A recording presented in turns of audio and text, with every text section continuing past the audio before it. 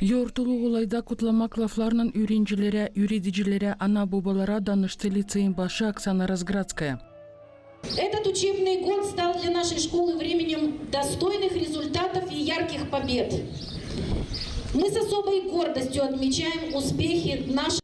Bu öğretmek yılı bizim okulumuz için oldu iyi başarıların vakıdından. Biz hodullukla belli ederiz bizim öğrencilerin başarılarını olimpiyadalarda hem intelektüel konkurslarda. Bu yıl öğrenciler kazandılar 25 ödül regional olimpiyadalarda, 5 respublikan uğrunda hem 3 bilim praktika konferensiyalarında. Başarıların aralarında ilk yer Gagauz dili diktant yazılmasında hem kimi respublikan yarışmalarda historia bilgilerinde. Bu başarılar öğrencilerin çalışmanın çıkışları, onların istedikleri bilgileri kabul etme, ana babaların yardımı hem üreticilerin yüksek profesyonel uğurları.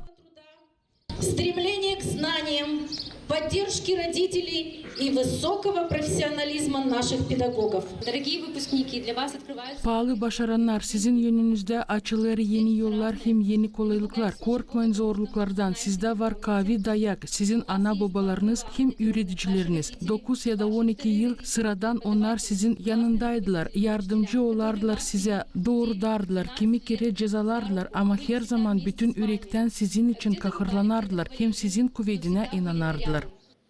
Ben çok sevinirim gene burada bulunma Bulgar Kulturan Merkezi'nde. Bu yılın çıkışları tabir keret gösterirler liseyin öğrencilerin hazırlanmakların yüksek uğrunu. Bulgar dilinde hem historiada Respublikan Olimpiyadada 6 yerden 4'ünü aldı. Mikhail Tuzlov'un adına liseyin öğrencileri 3 mahsus ödülden gene aldı lisey. Bundan kere bu yıl lisey öğrencisi kabul etti devlet arası ödülünü konkurs tangısı Bulgarya devletinde geçti. Anna Zadır için 12. klasın başı için bu bitki çan yötmesi pek dalgalı. Bu onun yıl klası angısı bitirir liseyi. Для меня он как для ласточки первый полет.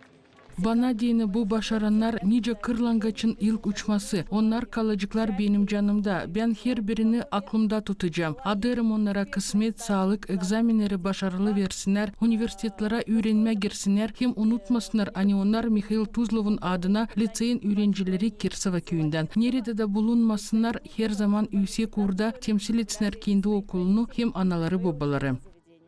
Maria Arnaut hem Olga Dinkova liseyin yeni iyi öğrencileri bu vakıdın içinde yüksek çıkışları üretmekte temsil ettiler. Katıldılar türlü olimpiyadalara, konkurslara hem okul yarışmalarına.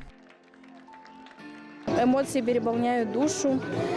Нельзя, наверное, связать какие-то слова сейчас. Осознание придет только через месяц, через 2, когда придут экзамены, когда уже будет поступление в университет.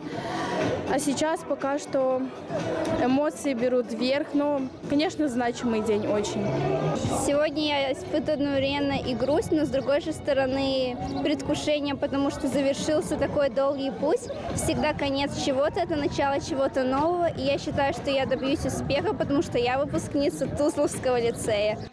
Büyünçan urmasını 4 başaran verdi. Kurucular biraz ssenariyi değiştirdiler. Beraber Olga Dinkova ile hem Maria Arnaut'la bu misiyaya katıldılar kardeş kız kardeş Yana hem Artyom Stanchevlar.